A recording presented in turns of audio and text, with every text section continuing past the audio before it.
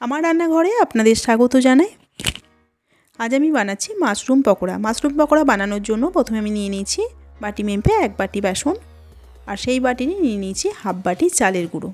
দিয়ে দিলাম পরিমাণ মতো নুন, হাফ চামচ হলুদের গুঁড়ো, হাফ চামচ জিরের গুঁড়ো, দিলাম 1 চামচ লঙ্কার গুঁড়ো, 1 চামচ চাট মশলা, সামান্য গরম মশলার গুঁড়ো, আর দিলাম হাফ চামচ গোটা জিরে। সব শুকনো উপকরণ আমি চামচ দিয়ে মিশিয়ে নিচ্ছি। আমার এই রেসিপি যদি আপনাদের ভালো লেগে থাকে অবশ্যই লাইক করুন আর আমার চ্যানেলটিকে সাবস্ক্রাইব করুন। সব শুকনো উপকরণ ভালোভাবে মিশিয়ে নেওয়া হয়ে গেছে, আমি পাশে সরিয়ে রাখছি। এখন আমি মাশরুমগুলো হাত দিয়ে এইভাবে ছিঁড়ে নেব।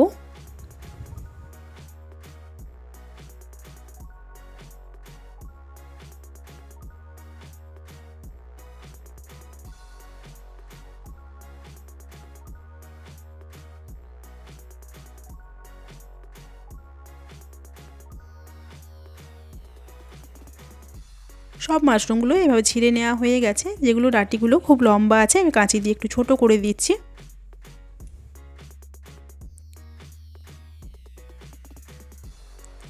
ভালোভাবে ধুয়ে নিচ্ছি।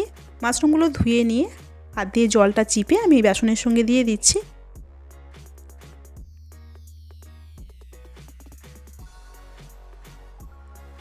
দিয়ে দিচ্ছি হাফ কাপ ধনেপাতার কুচো, আর দিচ্ছি 4টে কাঁচা লঙ্কার কুচো। ঝালটা আপনারা আপনাদের পছন্দ মতো দেবেন। এখন আমি হাত দিয়ে চটকে চটকে মেখে নিচ্ছি।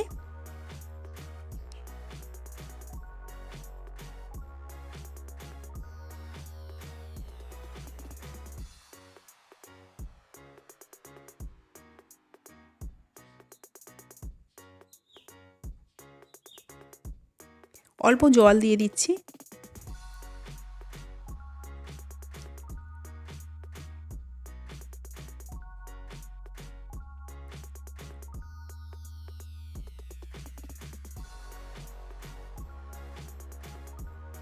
আবারও অল্প জল দিচ্ছি। জলটা অল্প অল্প করে পরিমাণ মতো দিতে হবে। একবারে বেশি জল দিলে পকোড়াগুলো ভালো হবে না।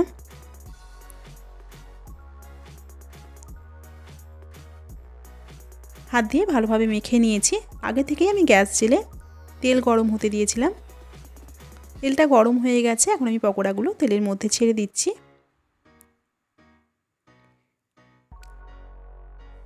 পকোড়াগুলো আমি এরকম মিডিয়াম সাইজে ভেজে নিচ্ছি। খুব বড় করলে খেতে ভালো লাগে না।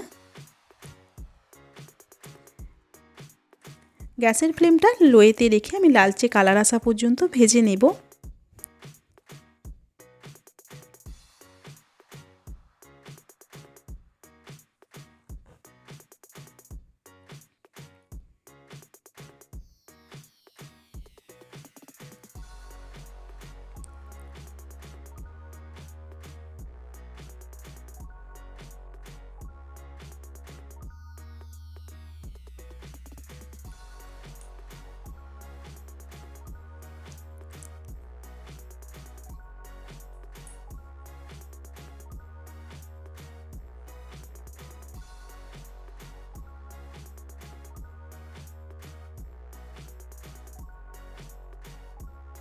উল্টে পাল্টে লাল করে ভেজে নিয়েছি, আমি তুলে নিচ্ছি।